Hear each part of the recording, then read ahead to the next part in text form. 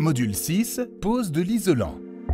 Celle-ci doit être réalisée avec une température extérieure située entre 5 degrés et 30 degrés. En cas de pluie, il est nécessaire de protéger la façade.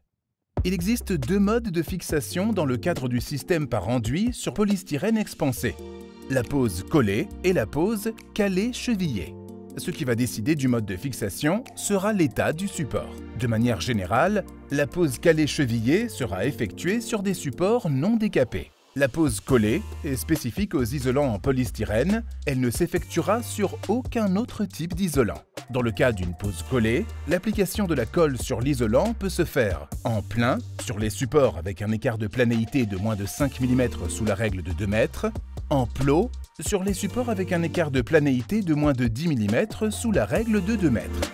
Attention, pour la pose en plot, qu'elle soit collée ou calée-chevillée, les isolants situés aux bordures du système devront posséder un boudin de colle périphérique afin de limiter la lame d'air parasite. Dans le cas d'une pose calée-chevillée, l'isolant est calé à l'aide de colle, puis chevillé avec des chevilles à expansion.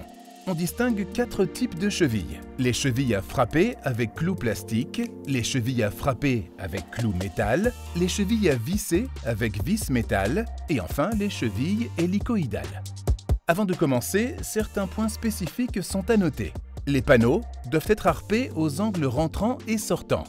La pose s'effectue à joint décalé avec une distance comprise entre la moitié et le tiers de la longueur du panneau et supérieure à 200 mm. Également, ils ne doivent pas être dans le prolongement des tableaux de menuiserie.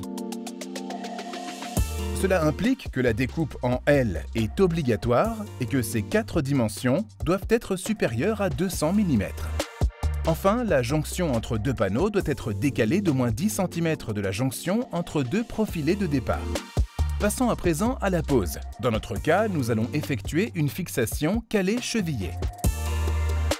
Appliquez la colle par plot en n'oubliant pas le boudin périphérique sur les panneaux situés aux bordures du système. Commencez la pose par le bas, dont le niveau est donné par le rail de départ. Placez l'isolant, puis appliquez une pression. Contrôlez le niveau au fur et à mesure de la pose. Effectuez la pose par rangées successives et de façon à ce qu'il soit parfaitement jointif. N'oubliez pas le décalage des joints. Effectuez l'isolation des voussures et tableaux, si celle-ci est possible. Aux liaisons du système avec les menuiseries, appuis de fenêtres ou autres saillies de cette nature, les panneaux isolants sont appliqués en ménageant un espace de 5 mm pour la mise en place d'un profilé porte et fenêtre ou d'un mastic de calfeutrement. Pour les angles des baies et ouvertures, prendre les mesures. La découpe en L est obligatoire. Ensuite, coupez les isolants au fil chaud.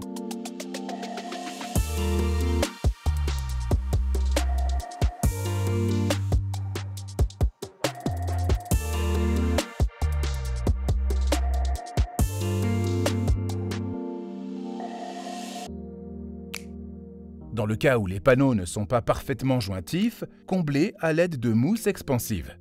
Dans tous les cas, n'utilisez jamais la colle ou le sous-enduit pour combler les joints ouverts. Retirez l'excédent, puis poncez. Vérifiez la planéité de l'ensemble de l'ouvrage. Après séchage des plots de calage, chevillez l'isolant. Si la cheville est trop enfoncée accidentellement, il est essentiel de pastiller avec l'enduit de base 24 heures avant la pose de la couche de base armée.